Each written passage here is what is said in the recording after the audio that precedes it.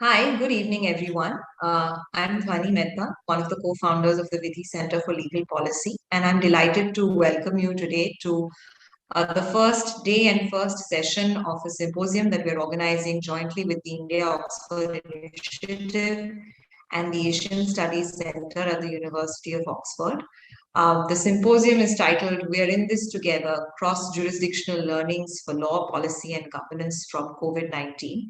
It's quite a mouthful, but the idea essentially is to get people from different disciplines and from different jurisdictions to share their experiences about the pandemic, and for us to be able to take some of these lessons forward and build more resilient structures in the future. So I'm very delighted to be able to have, I'm delighted that we've been able to put together two great panel discussions for today. We're going to be beginning with the first panel discussion on an equitable global response to the pandemic, which is going to be moderated by my colleague Rahul Bajaj, and he'll introduce the fantastic set of panelists that we have for that. But please do also join us in the evening today at 8 p.m., where we'll be discussing decision-making processes and governance structures during a public health emergency. So we'll be exploring what are the kinds of evidence that you need to be able to take decisions during a public health emergency, what are the systems in place you need to be able to do that, and what kinds of structures can ensure inclusive but speedy decision-making. We hope to be able to continue this symposium with a roundtable at a later date on the role of law in public health emergencies. So if any of you who are watching is interested, please do look out for notifications from Vidhi about the date for this event. But for the moment, I'm delighted to hand it over to my colleague Rahul to kickstart this very exciting discussion on access to drugs and vaccines during public health emergencies. So over to you, Rahul.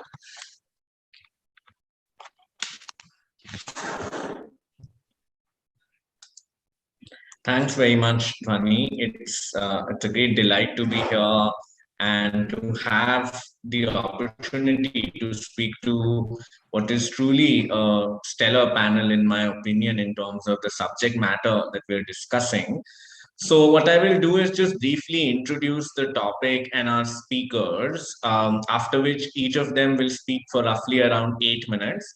I have shared some prompts with them in advance that can form the foundation for their contributions, after which I will ask them 1 or 2 rounds of questions depending on the time, and then we will take some questions from the audience. So what the real motivation for this panel discussion is to kind of understand the difference in the approach of in terms of access to vaccines in high income versus low income countries. And we've seen how in high income countries, people for vaccine hesitancy on account of vaccine hesitancy or other reasons have set their face against taking COVID vaccines, even though they're available in abundance. Whereas in the global south or in low income countries, we know that there's been a massive vaccine shortage. One set of issues that we will look at is why that is so and what we can do about it. But the other thing is also to see, how the TRIPS waiver, and this actually follows from what I just said in terms of, what we can do about it. So TRIPS waiver is one mandatory mechanism that India and South Africa proposed in October 2020 as a mechanism to waive IP rights on COVID, not just on COVID vaccines, but on drugs, therapeutics, and other COVID health technologies. And yet it has not yet seen the light of day. So I really hope that in this conversation, we will be able to explore the reasons why that is so and identify pathways for the swift and meaningful realization of the objectives of the waiver and of the waiver itself. Let me then now introduce the three panelists that we have. We first have Dr. Siva Thambisetty, who teaches at the London School of Economics in the law department. She is a graduate of the National Law School, Bangalore, and after that pursued her postgraduate education, the BCL, and her doctorate at Oxford. She taught at the University College London in 2004, after which she joined the LSE. she is a real authority on the subject, because along with four other colleagues, she wrote a working paper for the LSE, which is titled "The TRIPS Intellectual Property Waiver Proposal: Creating the Right Incentives in Patent Law and Politics to End the COVID-19 Pandemic." And that really looks at how higher income countries have failed to uphold the patent bargain, and we'll hear her speak about this, as well as about the misalignment in current incentive structures that exist for the distribution and production of vaccines, and why the TRIPS waiver might be a good response to the state of affairs, that sad state of affairs in which we find ourselves today. Our second speaker is Mark Hayward. Mark is a social justice and human rights activist in Johannesburg. He studied English language and literature at the University of Oxford, and African literature at the University of Witwatersrand. After South African independence, Mark joined the AIDS Law Project in 1997, after 1994, and between 97 and 2010, he headed that project, and that was at the forefront of advocacy, human rights advocacy around the HIV/AIDS epidemic in South Africa. And then in 2010, he founded Section 27, which is a public interest law center that aims to protect, promote, and advance human rights through the use of the law. He currently works in the society and social justice segment of the Daily Maverick, which is South Africa's most widely read online news resource. Our third and final speaker is Murali Neelakantan, who's a dual qualified lawyer in India and England. He was an equity partner at a leading law firm in England, the first Indian to do so till 2008, after which he became a senior partner at Khetan and Company in 2008. He became Cipla's first global general counsel in 2013, and now serves as a principal at Amicus. So with that, I will hand it over to Dr. Thambisity for her preliminary remarks. Let me just share that Dr. Thambisity will give us brief overview of what the TRIPS waiver is, what the basis for it is, and what success in its implementation would look like, and how we get there. Thanks very much. Thank you, Rahul, for that introduction, and also for your initiative and enthusiasm in pulling us together for this panel. You run quite a tight ship, so you've given me 8 minutes. Murli said he would give me 2 of his minutes. So what I'm going to try and do is, with my 10 minutes or so, I'm going to give you 10 points about the TRIPS waiver. Okay, some of these points might need more elaboration, which I'm happy to do in the questions. But I think it's really important for us to set the story in the broader context. So when we talk about the TRIPS waiver, it's become conventional to speak of it as a critical juncture for IP law, politics, and the way we do IP scholarship. I think that's true, but I think it also is more meaningful to see the controversy around the TRIPS waiver as an arc. And whether you speak for or against the TRIPS waiver sort of depends on where in that arc you see the TRIPS waiver argument sitting. So in the short few minutes I have, I'm going to sort of try and place it in the context of both the way we do IP scholarship, what the TRIPS waiver actually is, and what it might mean in operational terms for a waiver to be put in place. So my starting point really for discussing the TRIPS waiver would be intellectual property and what we imagine the ends of intellectual property law and rights are in the first place.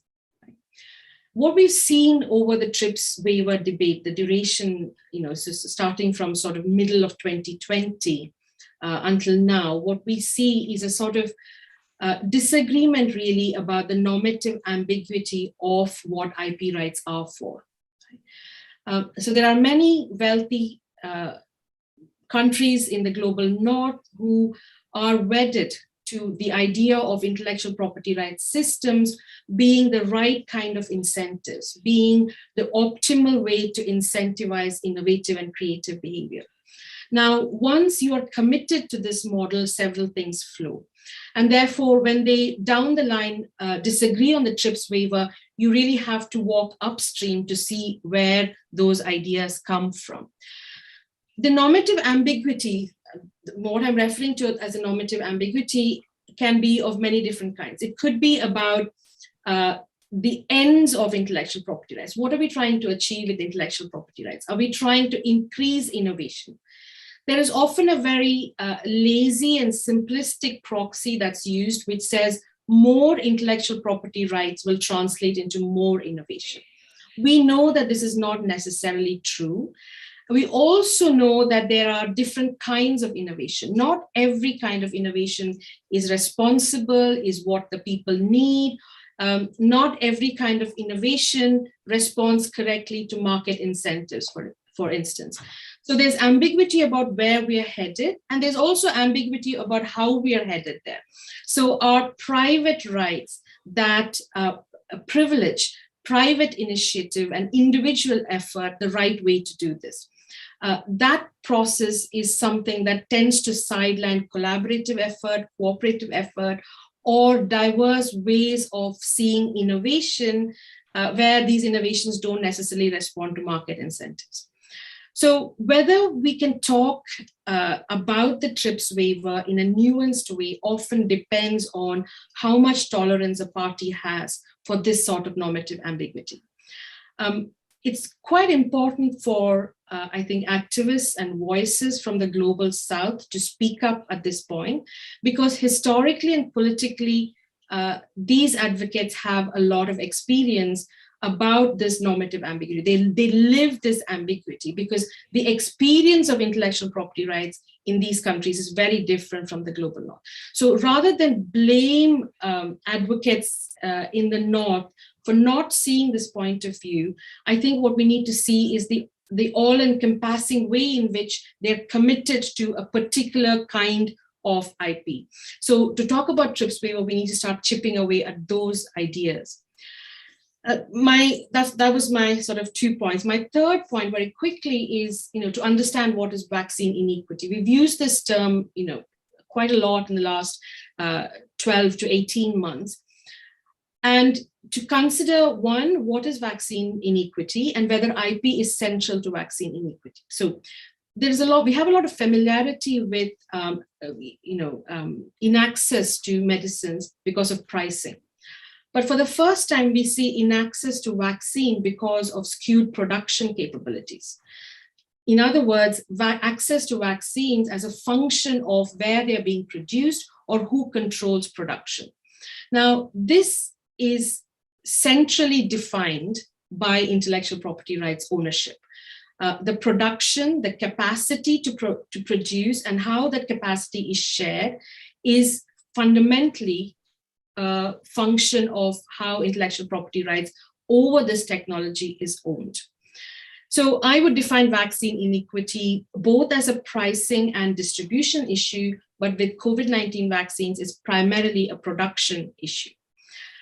So in this context, what is the waiver? What was South Africa and India's proposal put forward in October 2020?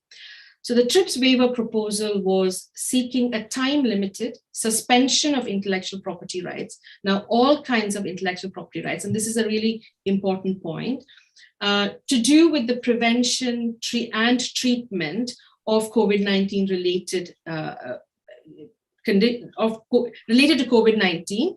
The term that was used in the original proposal is all health technologies. Now, the fact that it's time limited is important. The fact that it speaks about a suspension of rights is important. It's also important for us to understand that it's not just patents that are involved. An important element of this debate that really complicates the way we talk about it is trade secrets. So a lot of the information to do with how this vaccines are produced is controlled or is governed by trade secrets. Now, trade secrets do not respond in the same way to the incentive argument. because you can keep a trade secret secret for as long as you're able to through contract laws or employment laws, non-disclosure agreements, etc. And it's very difficult for a state to mandate trade secret disclosure. So when we talk about the TRIPS waiver, we're not just talking about suspension of rights or refrain from enforcement of rights.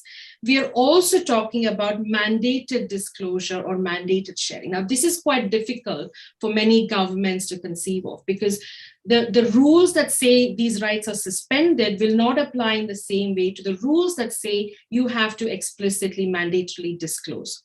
So that's been quite a complicating part of how the waiver is conceived of.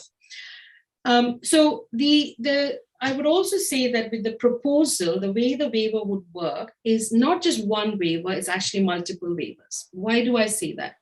Because the waiver is only the permission to suspend rules that have been legislated on domestically.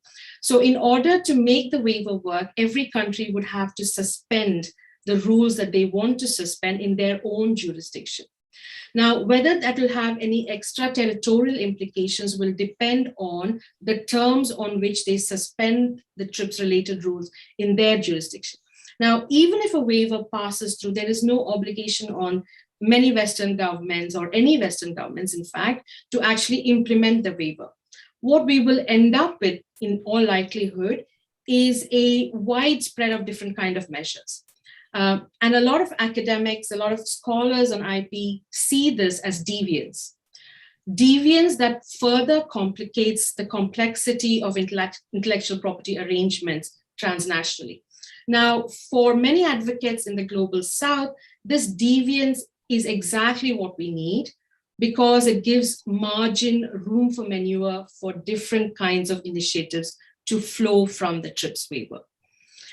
Okay, so very quickly, I'll give you three different kinds of arguments against the TRIPS waiver. One, as I've already explained, is sort of denying this normative ambiguity of what IP is for, and we can talk a lot more about that.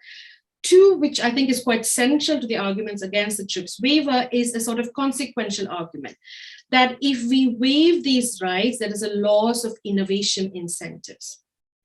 Now, there's a lot that can be said about how both these terms, incentive and innovation, is interpreted, right? But the loss of innovation incentives, the main argument, for instance, ignores the fact that close to 93 billion US dollars of public sector money went into the development of the vaccines. Now, do people in the global South have any right to claim, because these are public sector monies that flowed from Western governments, is of course a moot point. But this notion that without incentives, private parties will not act cannot be held in the same breath as also taking public sector money in order to sort of ramp up this. So this whole idea of innovation incentives, needs to be scrutinized further. The loss of innovation incentives is also an argument about the chilling effect, or the sanctions that may flow from such loss of incentives. So pharma responses to the US recent round of US trade reports has included chiding the EU for their approach on COVID-19 vaccines. So no one is really safe from the sort of arguments that pharma is very likely to make in the case of any waiver. And that can be quite an important factor when governments are deciding what to do. Then there is the third argument against the waiver is the operational one, that there is no spare capacity or there's no manufacturing competence to produce these vaccines. Now, I think there's a lot of data now that shows that that's not true. We've had some really good successes in Africa with the mRNA hub. We have had a Bangladeshi firm, for instance, producing its own vaccine. We've had studies that show 100+ entities that have the capacity to run with production of mRNA vaccines.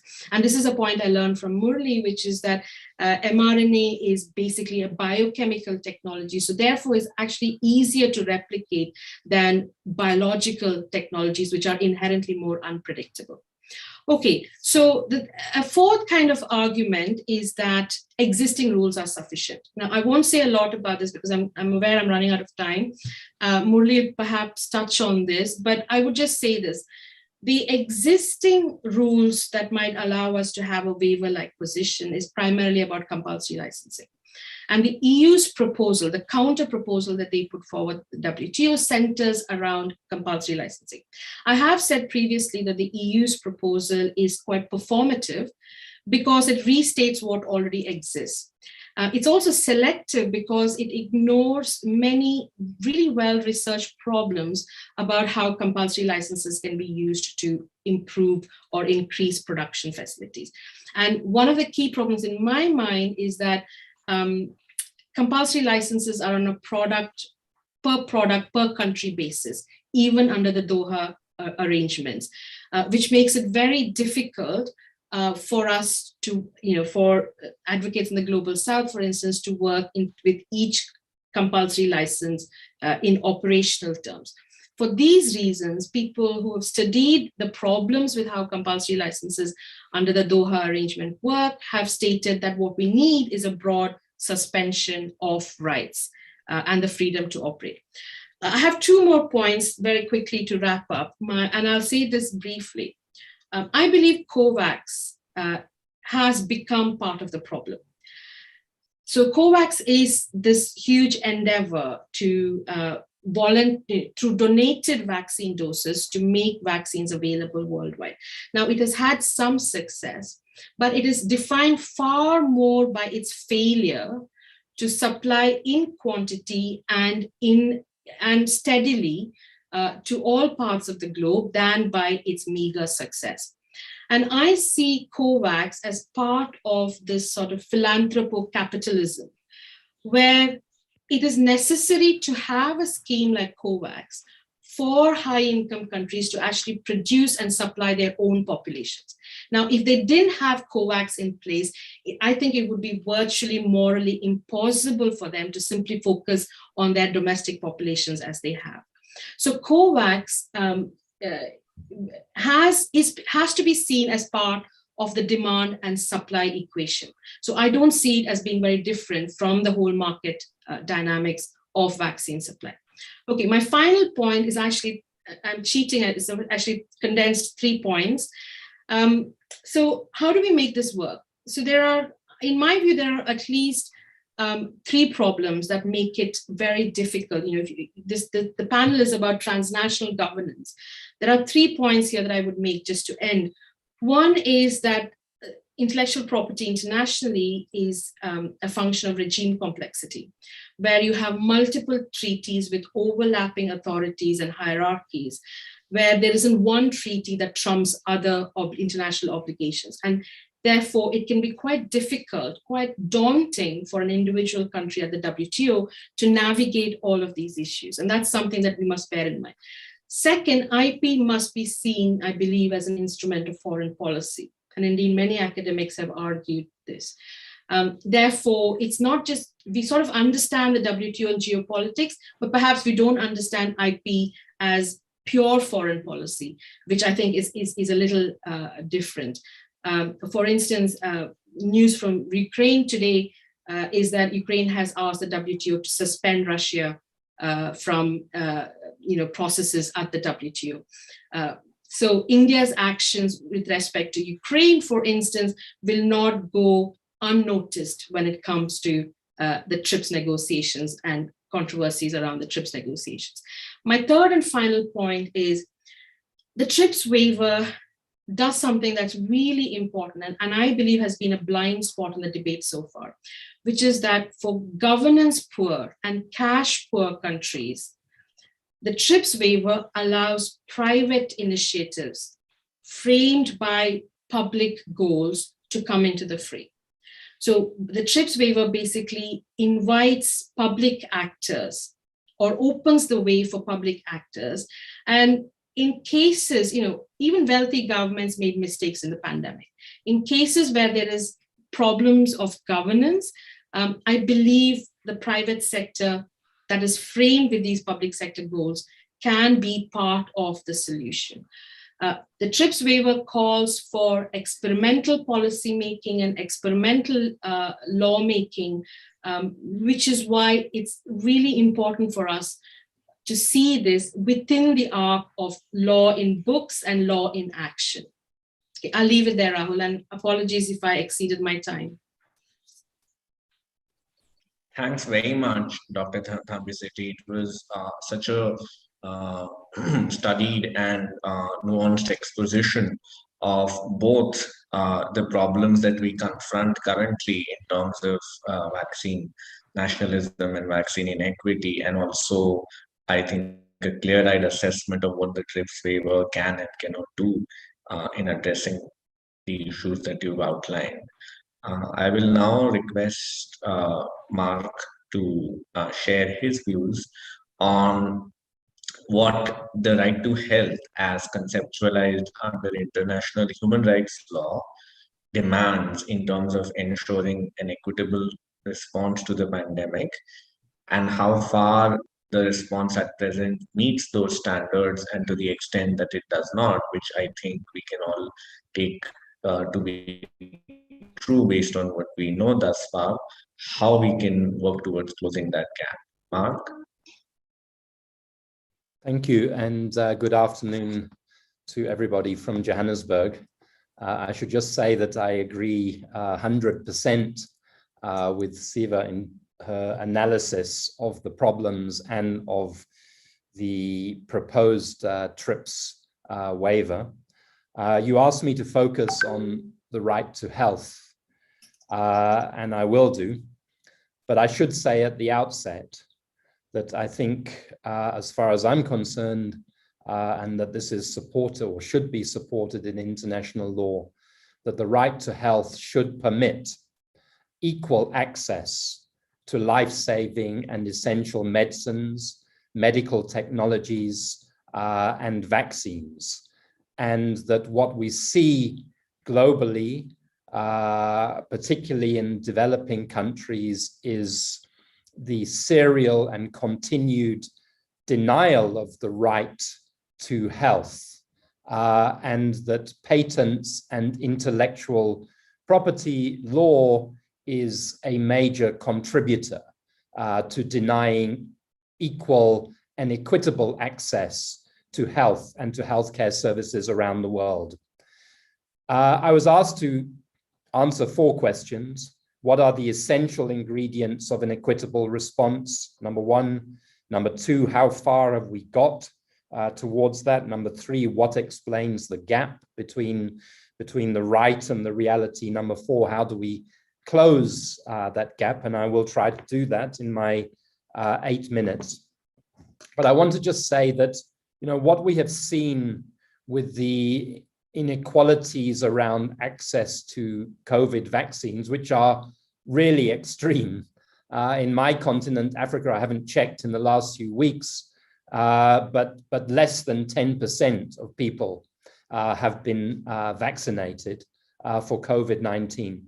But those inequalities which have been manifest again are really symptomatic of a broader inequality in access to healthcare services that has existed for many, many decades, but which was compounded and, if you like, entrenched in 1985 with the WTO TRIPS agreement, the agreement on trade-related aspects of intellectual property, which was really an agreement heavily influenced by big pharma and by big pharmaceutical companies, which was meant to cut off the possibility, which was meant to strengthen intellectual property and limit the room for maneuver of developing countries, and particularly countries like India, to produce their own medicines to meet the needs of poor populations in developing countries.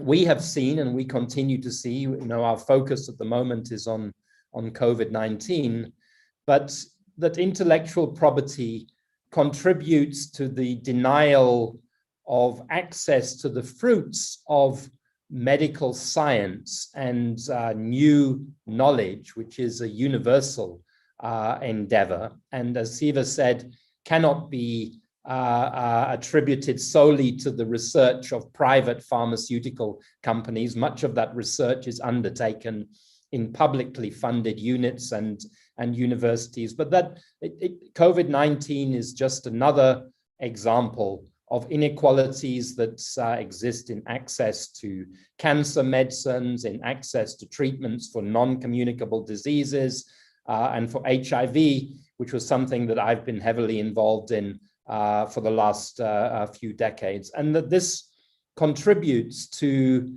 preventable disease and to preventable death.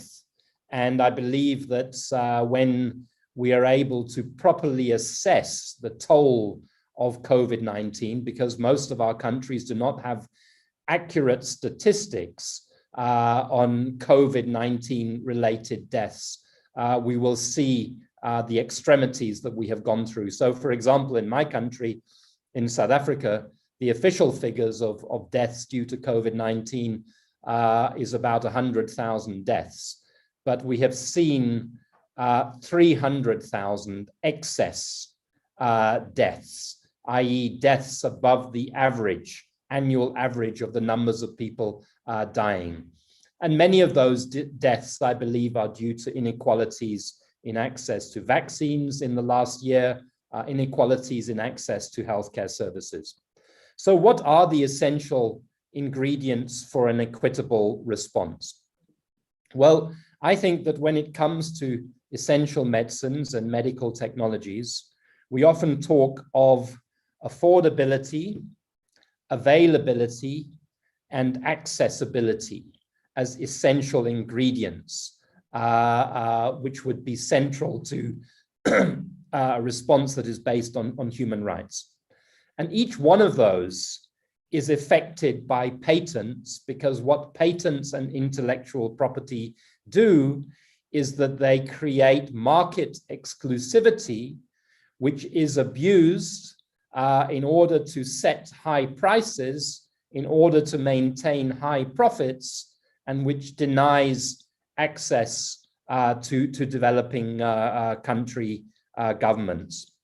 Affordability is a starting point, but obviously affordability has a knock-on effect on availability and accessibility to essential medicines. Now, when we talk about accessibility, and this is something that Siva was talking about, we're looking at things such as technology, such as health systems, such as the availability of healthcare workers.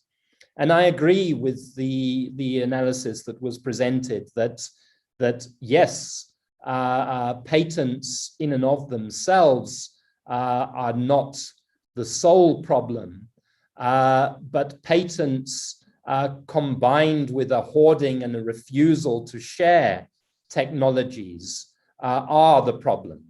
And so tech transfer, knowledge transfer to countries like ours becomes a critical part of an intervention that is based upon a universal right of access to health and access to healthcare services. Now, we could analyze and break down each one of these issues: affordability, availability, accessibility.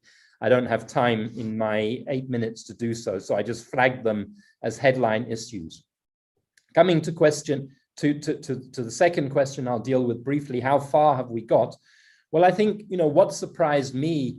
I was an activist who used the law in the early 2000s during the AIDS epidemic to try to ensure affordable access to antiretroviral medicines. And in the early 2000s, combining law with social mobilization, and particularly, I think, a very important axis between India and South Africa, or between activists in India and South Africa, was very successful in beginning to limit and circumscribe so-called intellectual property rights, and to balance them against people's rights of access to healthcare services and access to medicines. And Shiva referred to the November 2001 Doha Agreement, WTO Doha Agreement, which recognized explicitly the right of developing countries to use things like compulsory licenses in the context of a of a public health emergency. But I think what has shocked me and should shock you as well is that whereas AIDS activists were able to, I think, shift the balance towards the right to health in the first decade of the 2000s, what has happened, particularly around the COVID-19 pandemic, is we have seen big pharma and big pharmaceutical companies able to not just consolidate, but extend the power of intellectual property. I think the conduct of these companies is absolutely outrageous. In South Africa at the moment, there's litigation being contemplated just around the question of having access to the contracts that have been entered into between these companies and governments. We don't know how much has been paid. We don't know what the terms of contracts have been. We do know that governments have been forced to set up special funds in case there are any claims for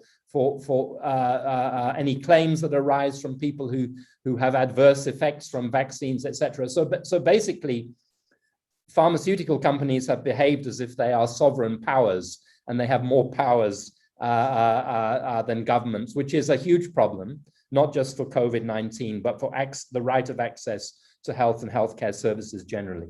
What explains the gap? That was question 3. Well, I think there are a number of things that explain the gap. Again, it was hinted at in the first presentation.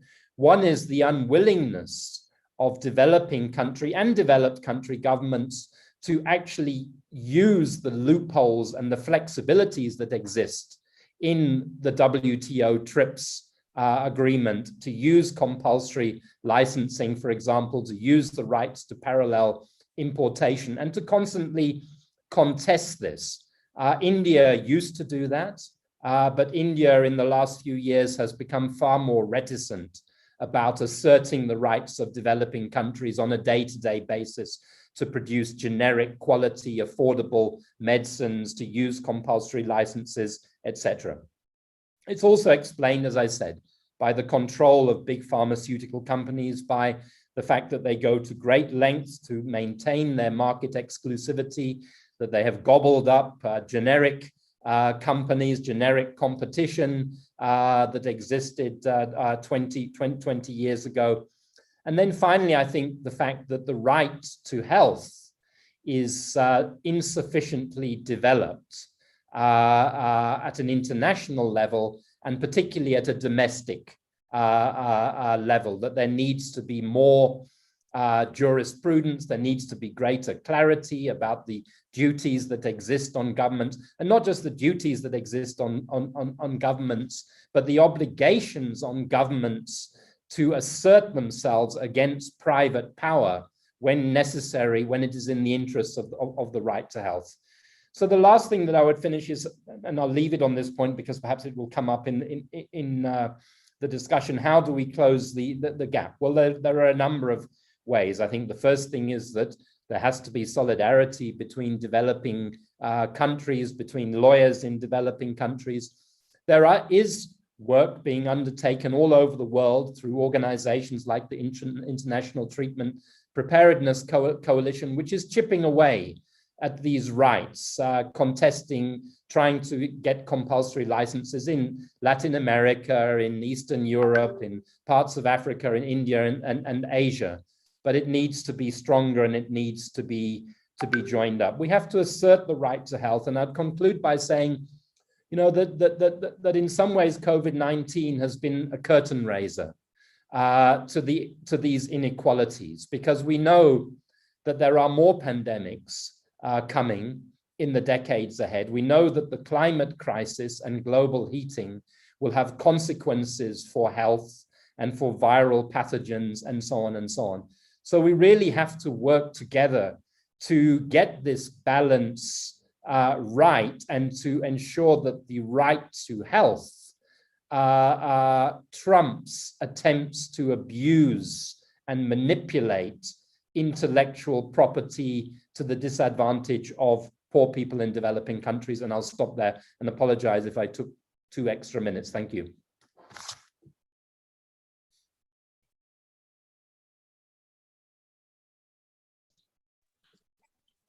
Thanks very much, Mark. I think your contribution to understand from a human rights perspective what it is that we ought to legitimately demand from governments in the global north and south, and uh, perhaps what it is, what I found most uplifting was the last segment in terms of what we can do to address the current situation. I will now request Murli to share his reflections on the dissonance, at least that is how I look at it, that exists between, on the one hand, India being one of the two countries to propose the TRIPS waiver internationally, but being unwilling to utilize patent law flexibilities in its own jurisdiction against the manufacturers of COVID health technologies, and also to speak to two other issues if there is time. One on technical know-how, which Shiva briefly addressed, so perhaps you may not want to. And then finally on how India can lead by example domestically in the operationalization of the TRIPS waiver. Thanks, Rahul, for this invitation. I feel a little out of place here since I'm neither an academic heavyweight nor an activist. I just hope that I wasn't invited under the mistaken belief that I would be a representative of Big Pharma. So, with that disclaimer, when the pandemic broke in 2020, I, like probably many others, assumed that it was Your voice is breaking up a little. I don't know if it's my connection. Can others respond? Are they able to hear him clearly?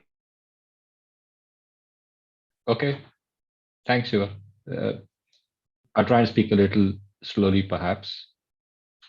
That might help. When the pandemic broke, I just assumed it was just another flu, like SARS or MERS, and all would be well in a few months. In fact, I even had a holiday booked to Myanmar. And, what are the chances that, a holiday that I planned for a very long time to a place I had my bucket list would have both a coup and a pandemic? I mean, that's my luck. But, when the realization dawned that the pandemic wasn't going to leave us anytime soon was when the news of vaccines being in development and then almost miraculously in the summer of 2020 of their success trickled in. And at that time, I thought, that we have vaccines is fantastic for India and for the world. After all, India has the capacity to produce more vaccines than any other country in the world. And it was with that sense that I wrote in late summer of 2020 that, India is great. India is fine. India is the place to be if you're, having to suffer a pandemic. I mean, no other place could be better. And it looked very promising. In June 2020, AstraZeneca signed a deal with Serum Institute. The technology transfer took only a couple of weeks. We had the first batch, commercial batch, ready by August. So from June to August, they were able to do a tech transfer, do pre-production batches, do pilot batches, and get a full production batch by August 2020. And when I mean production batch, it's ready for sale. So we've got labels from that August 2020 production batch. So it's a commercial production batch from start to finish, June to August, it was all done. So for anyone who wants to argue that India or other developing nations don't have the capacity to absorb technology, this is really technology from another planet, can't be used by poorer nations, don't have the capacity to absorb. I just give them this example. It took 2 weeks for a complete tech transfer to be done. And in 3 months, we had a commercial batch. And it's not just commercial batch for Indian standards. The early batches were sent to the UK and used there as well. So if you're looking for labels from the United Kingdom, please let me know, I can send you a few. And they are from the early batches. So these are all 2020 batches. At that time, I thought, great, we have the vaccines, we have the production capacity, and something I'd said probably 8 years ago, which is that healthcare is an instrument of India's foreign policy and should be, but isn't. And I thought this might be the catalyst for it, that everything that I've been saying 8 or 10 years ago about healthcare being an instrument of India's foreign policy may actually happen now. Now, sadly, all it took was for one person in the COVID task force to head vaccine production. It would have required that person to get all the pharma executives in India in one room and say, you're not going to be let out until there's a plan to produce 2 billion vaccines before April 2021. That's as simple as that. What would they do? They would list down all the barriers to achieving this target. And with a wave of a wand, the government could fix all these problems. And we could have had the vaccines. I mean, it would have been as simple as that. We have the technical knowledge to make the vaccines and the drugs and everything else necessary for it. We've got the labs. We've got all the pharma plants we need to go from API to formulation and to biologics. We have bioreactors. We have fill and finish facilities and excellent distribution. So we were set up to succeed. And it was only a series of government actions that sabotaged this. Now, if IP was a barrier, we would have known it at that meeting. Somebody would have popped up and said, listen, we can't do it because there are all these patents out there that we have to get over. Now, nobody's made a list yet of what those Indian patents are that were the barriers. So that's your first problem. That what are these barriers? You keep claiming that they're barriers. What are these Indian patents? Someone show me these Indian patents that are barriers. And if patents were a barrier, how did we manage to produce almost 2 billion doses in the last year and a half? So clearly patents weren't a barrier. It was just bad management and planning that we didn't get as many vaccines as we needed. Now, if we could have produced this a year earlier, then we could have probably vaccinated half the developing world. So for those who claim that, technology absorption is an issue, scaling up is an issue, distribution is an issue, they're not. All we needed was somebody in government and in the global south to come together and say, India, you've got the vaccines, you can produce them, give them to us. And it really was a role for India to stand up and say, I have the vaccines, I can produce them, I can give them to you. And India didn't. So when the question was asked, why don't you do it? And this was asked in the Supreme Court by the Supreme Court. And there was a long order in May 2020 asking these questions and explaining to the government, writing a brief for government effectively saying, you should be doing it. The law permits you to do it. Why aren't you producing more vaccines? And this is the Supreme Court telling the government, in a way, politely asking the question. Even the Supreme Court, which normally defers to government, asked this question in 2021 May. And in the words of Leonard Cohen, the government hasn't answered yet. So the government won't tell us why it won't do it. The government's not doing it. It has the power under the Patents Act. We have 47, which is the overarching provision for government use, which all patents are limited by. We've got 92 and 100. And all it takes for the government is to issue a notification. So those who think it's a huge effort to execute a compulsory license or government non-commercial use are mistaken. It takes 4 lines. I can draft it to you before the end of the session and we can get it done. That's all it takes. It's not a huge effort. So not doing it has meant that all those who oppose the waiver are saying, great, we gave you this fantastic set of flexibilities. You have the power to do it. All it takes is someone with a pencil and paper and 10 minutes on their hands to write this down. Now, as we were discussing earlier, somebody could have done it on the phone on the way to work. It means that's simple. But we didn't do it. What makes it worse is this is a government that has its own vaccine, Covaxin. And while it's asking for IP waivers and talking about sharing IP, has not licensed that vaccine out to anybody except one. So it's created a monopoly for a vaccine that it owns. and it's unwilling to share. Now, from that position, you now have to justify how you could be sponsoring the TRIPS waiver. So if you were a conspiracy theorist, you'd think, God, this is the worst thing that could have happened to the TRIPS waiver is get India to sponsor it, because they look like hypocrites. They have a vaccine which they won't share. They won't use the flexibilities they have. And basically, they're there to sabotage the TRIPS waiver and proposal of others. So I'll stop there, because that's really the concern I have, is we had it all going. We could have saved the world, but we have some funny shenanigans going on which are jeopardizing the TRIPS waiver. And how do we explain it? We can't. I find it really difficult to explain it. Right. Thanks very much. Murli. I quite see where you're coming from, and I appreciate your desire to say it like you see it, rather than trying to make it appear coherent when it actually isn't in your perception. So now I'm going to ask, as I indicated earlier, each of our panelists one question, because we do have very limited time, and then we can take questions from the audience for about 10 minutes, if any.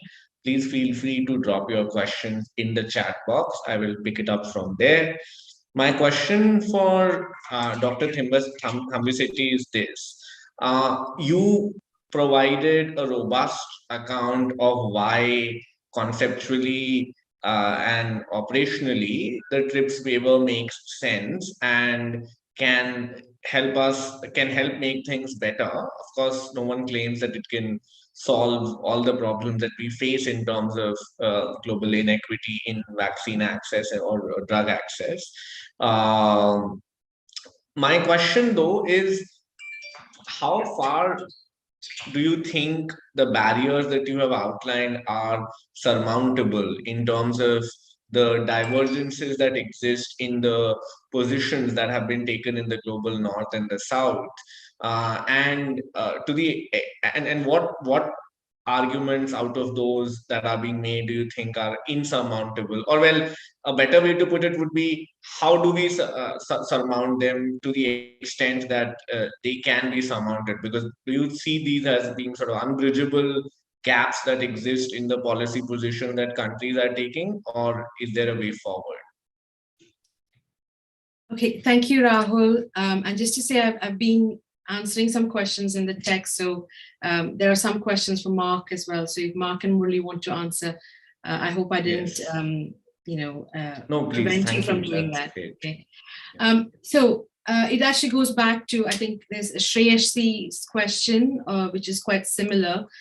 And it takes a little bit of time for me to develop this answer. And I'm sure it's something, I think Murli shares, maybe if not the details, the sentiment behind the answer. So for a problem to be insurmountable, again, it's a function of who is trying to solve the problem. If this is a problem that we are relying only on governments to solve, then yes, it is we shouldn't even try.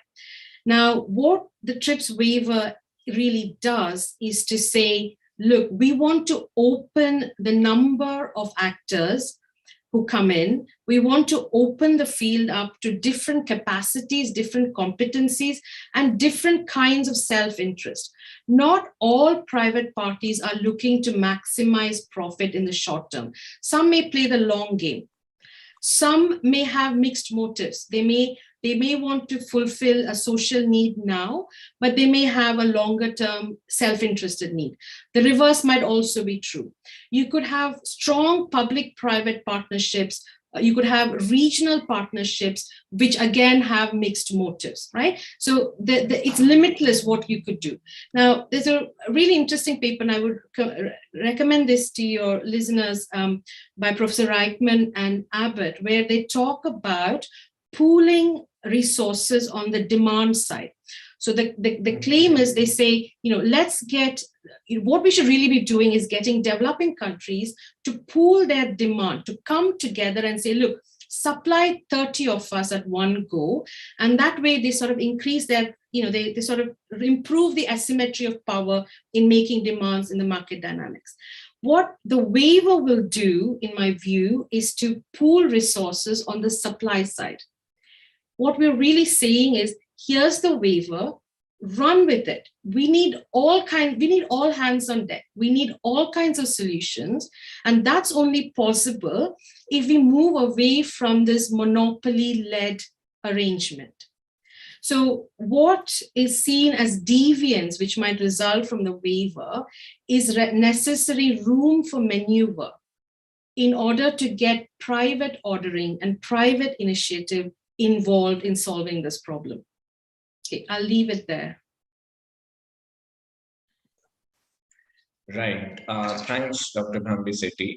Mark, my question for you is this. You spoke about sort of the right to health and what it demands of governments and the obligation that it has to assert itself against private power.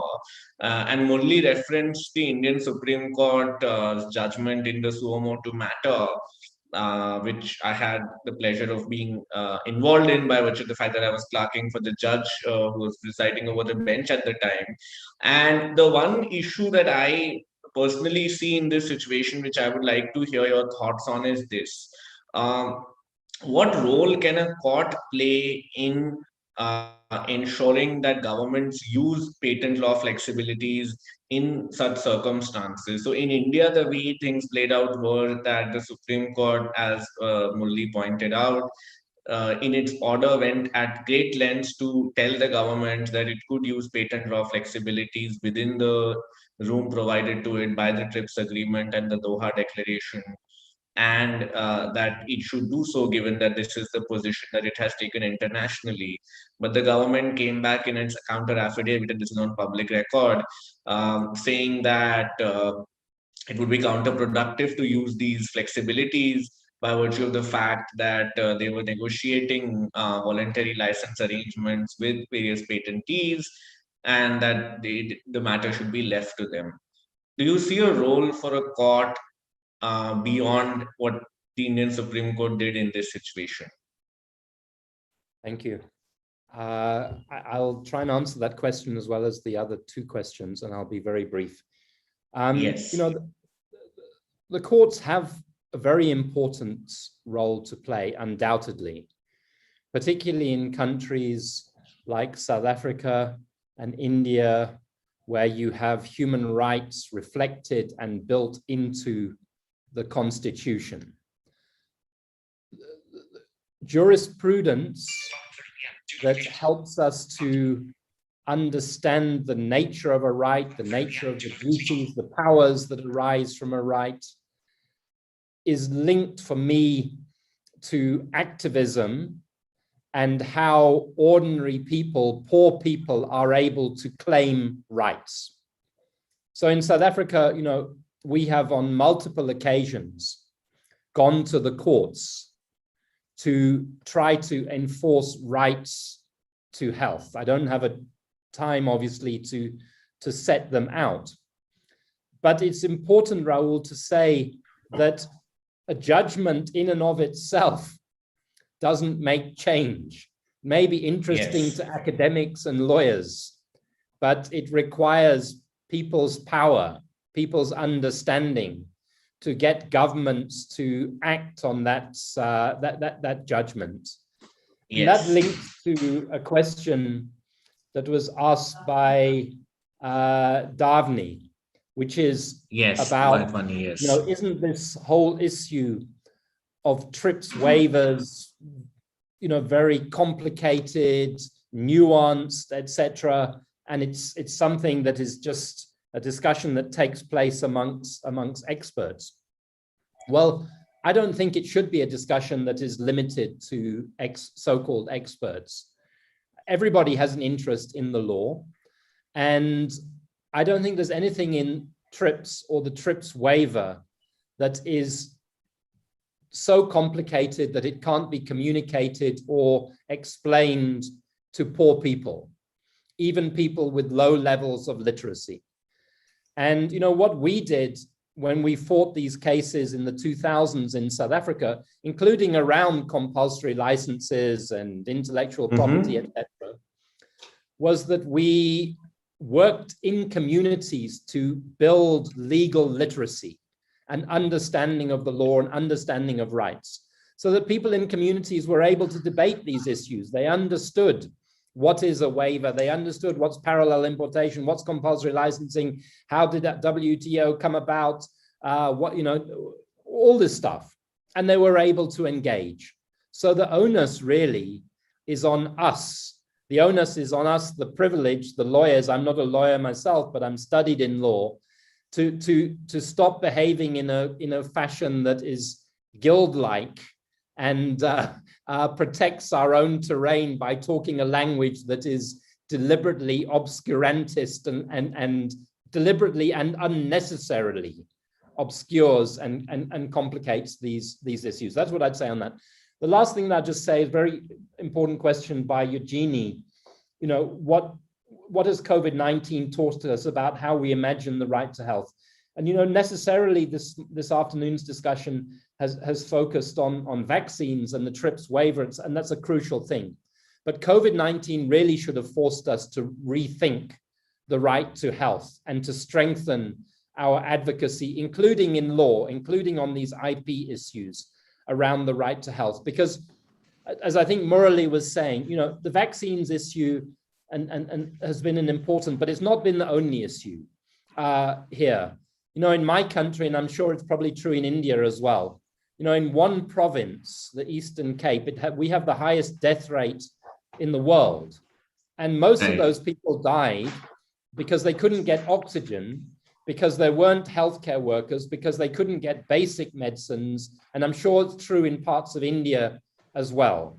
And that is also a crucial aspect of the right to health around which we have to build advocacy. If we don't have equitable healthcare systems, if we don't have equitable human resources in our healthcare systems, then we're not able to take full advantage of medicines and medical technologies, which have been the subject of this evening's discussion. Thanks. Thank you so much. Murli, I think I can ask you this question, which Yogini again asks in the chat, which is about the COVAX facility. And do you think that its failure, which Dr. Thambisetti spoke to in her remarks, is attributable to how it was conceptualized in principle or to how it has functioned in practice? I think both. And in fact, I found a couple of more interesting questions. And if you'll forgive me, I'd rather answer those. I think there's enough literature on COVAX and what it's done and not done. There's a question from Amin Johar on whether India is a new kid on the block. Actually, it isn't. If you go back, and the story of the AIDS battles tells us that India has been a key player. And therefore, to think that India is a new kid on the block and we don't know how to use TRIPS and, you know, we're a lightweight at the WTO is just all wrong. India was a key player in the fight against AIDS, in ensuring that the flexibilities could be used. Cipla, a company I worked for, was quite vocal, was heard, and moved governments, including the President of the United States. So, you know, I'm not saying Cipla is the only one, but a group of activists with help from pharmaceutical companies made it happen. We're failing to see that in this stage. And we must ask why. Why is it that Indian companies who could have made the drugs, you know, we can make remdesivir, we can make molnupiravir, we can make all of these drugs very easily. We can make the vaccines. Why are these companies not at the forefront of the battle like they were during AIDS? And the answer to that, in my view, is that they've all been co-opted by Big Pharma. So no one's willing to actually go out and seek a compulsory license anymore. Amongst the top 20 Indian companies, how many will go and seek a compulsory license? So one of the arguments of the Indian government is, if you ask, we will grant you. But there isn't enough signaling from the government for someone to invest in R&D to do all of this and be sure that they will get a license. So that's why I said it's a bit of shenanigans here in India with saying, if you come to us, we'll grant you a compulsory license, but we were never granted one before, and we've rejected all the applications for the last 20 years. So Indian pharma, even if there are the next group of Indian companies which want to enter this and want to be the new age suppliers, are just dissuaded by government from doing any of this. So there is that issue, which I think is really, really important. The other issue which Shiva raised, and I thought I should respond to that, is trade secrets. And the solution to what we see as the problem for trade secrets lies actually in a petition filed by my friend Shamnath Bashir. And the argument there Form was 27. that two parts of it. So one part of it, which you remember, is disclosure under Form 27, which solves a slightly different problem. But the other part of it was inadequate disclosure in the patent itself. So if we had full disclosure in the patent application, there'd be nothing left for trade secrets.